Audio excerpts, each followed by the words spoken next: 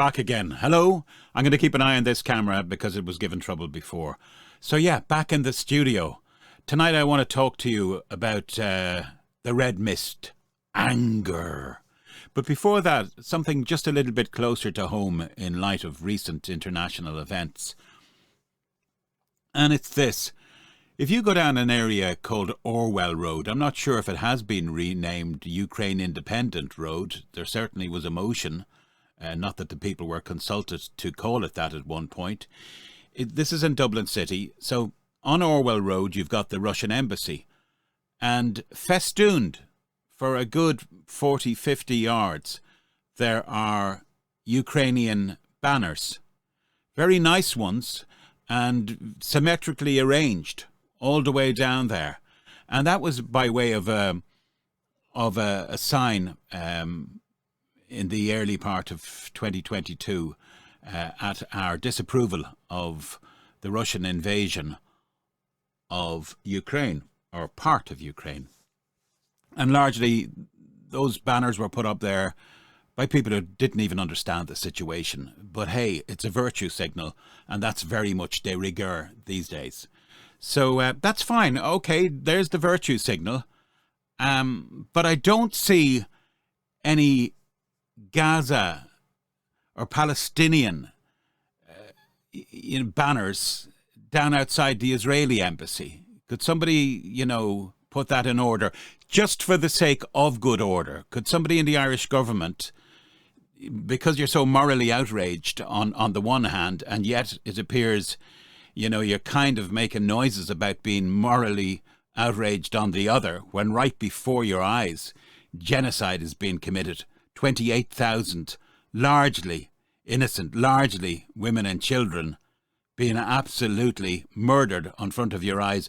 Would it be too much of a stretch to put a few Palestinian banners down that nice area of Dublin 4, would it? Just a thought. Anywho, I want to talk to you about losing your wick, getting angry, the red mist. It can happen to so many of us. As John Lydon, ex-Sex Pistol, and I don't know if he's still with Public Image Limited, used to say, anger is an energy. Anger is an energy. Now, whether it's one for good or bad, I'm not sure. I've become, as I've gotten older, one who wants to sit back and go, 3, 2, 1, is this worth going ballistic over?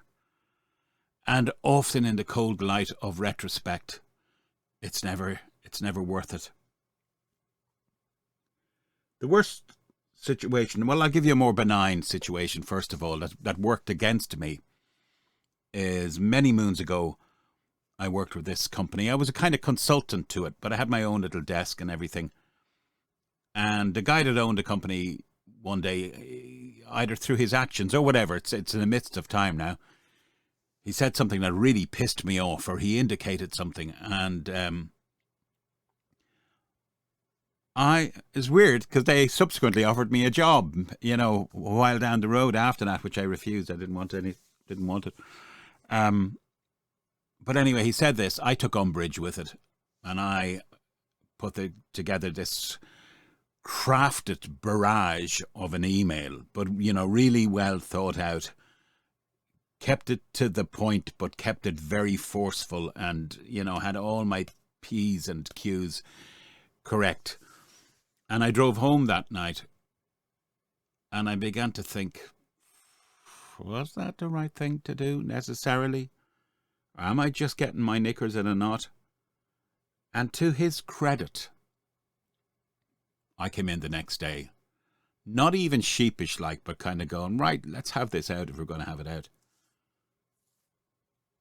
He totally ignored it. He totally ignored it. And it actually did two things. One, it helped me save face. Two, it made me feel a bit stupid. And I thought of it. And indeed, years later, I got this one time just in the radio world, one night I'm sitting and I get this email, and it's the most vindictive diatribe that I'd ever come across, directed towards me and, me in radio. Not that that ever happens much, but just a bitchy letter from hell. And I thought about it and I said, oh, here we go. Do you want to fight? I'll give you a fucking fight. And I thought back to the situation I just outlined. And I thought to myself, this guy's going to feel really frickin' stupid in the morning when he realizes he spent all night being Shakespeare and I'm going to totally ignore him. There was a sequel to it. A couple of years later, I walk in. I'm on air in a radio station, and I walk in downstairs to get a coffee. He's sitting there, and he'd forgotten everything. And I just clamped him on the shoulder and said, hello, buddy boy. Remember me? And he goes, I don't know who you are. I said, well, you seem to know who I was back in the day when you wrote me your little poison frickin' letter. But anyway, so that's what goes around comes around. He was very shocked. He nearly shat his pants. But I kind of made light of it afterwards because I don't have a problem making enemies, but I don't particularly like to make enemies. The worst situation I ever saw was a guy, one of the nicest guys I knew, and he worked in a company that I worked with way back. And he was from the country, and he was this is the way he used to talk. Now, he get very excited about things and what have you. But any time we went out on the piss or on the beer, he always said, I'll have a ginger ale. I'll have a ginger ale. And I said to him, let's call him Pat, right? I said, Pat, what's the ginger ale crack? We're all on double vodkas here. You have a fierce temper. I have a fierce temper, and I have two brothers, they're the same. And I don't know what I'll do now if I lose my temper. So I'll have an old ginger ale. And he was always on the right side of sobriety when I knew him. Totally. Always. Behaved himself. Life and soul of the party as well. Great fun. Great fun. No fear in him whatsoever. I remember we were all given these little cars, these little Fiats, fix it again tomorrow. And he was the country rep, so we had a meeting in Dublin, and the boss, well, bosses are bosses, but the boss went out for the meeting area and said, right, where's Pat? And Pat's late. And anyway, Pat showed up about 15, 20 minutes late. And the boss did his little managerial thing and said, listen, you, what time do you call this? He said, you, get your arse out here. And this suddenly little managerial type had a map of South America on the arse of his trousers as he was more or less hoisted out the door. Take a fucking look at that car, will you? Take a fucking look at it. 'Tis a death trap. And in the front light, embedded, was this massive, big, dead crow. So this is the kind of guy he was. He was fearless. But subsequently, anyway, he got married, and he was very happily married. And his wife was pregnant, and they lived out, as they say here, in the sticks. They lived out remotely in the country. And some guy, I won't say from what denomination he was, came up to the house that night with bad intentions. He was probably trying to rob the place. Pat panicked, but Pat was very single-minded when he wanted to be. He took his shotgun, and the next minute the guy's dead. Now, the guy had been kicking the door in and doing all this kind of real oik stuff. And so Pat and his wife, pregnant wife, were terrified. But the shotgun was taken and that guy was put down. Now, I think what kind of didn't help in mitigation was the fact that he was so angry, Pat grabbed the body and I think he dragged it across the ground and pushed it into a ditch or something. And I think that didn't help his case. And by the way, in terms of legal ramifications, I don't actually know what happened.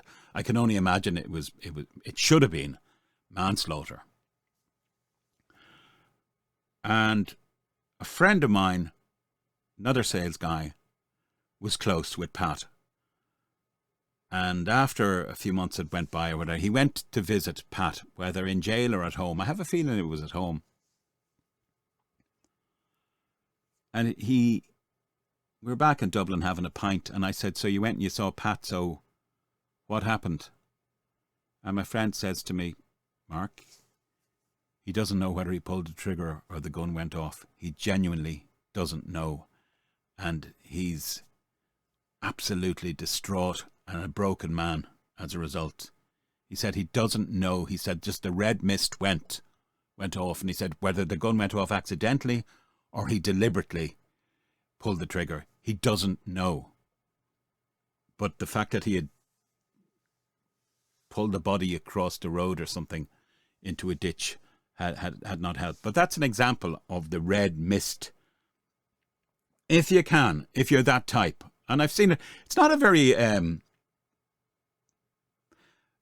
attractive trait in someone, you know, where you're walking on eggshells all the time. I've known a few hotheads in my time. But if you can, avoid the red mist at all costs. Take time out. If someone's having a go, if you can do it, ignore them. Certainly ignore them once or twice. Sure, if they're 3 times and you're into passive aggression or bullying, hit them. Like the snake we mentioned the other night with Ross Perot. Do you remember that?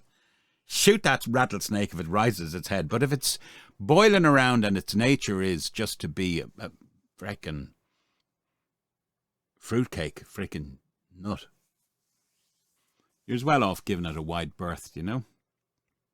So I don't know how the weather was in your neck of the woods today. It was the first real, well, yesterday was good as well. It was a lovely fresh day of spring. Hopefully you'll have seen the video of me on the beach. If you haven't, it's because I just didn't have time because I'm up to my neck editing a 15-chapter audio book, which will be God knows how many hours. And I think I'm only 4 chapters in, and I'm still going. But anyway, sure, that's my little life. Do you know the other thing is, I miss having a coffee with people. And I'm not hinting because I know myself. I know what the world is like these days. Nobody wants to know, you know. Everyone's too busy. Or too much time has elapsed between the last time of your friendship. Priorities have changed. You know, so you get texts or Facebook stuff, but it's no substitute for sitting down. And I've always said that about business as well. Sit down. Yeah.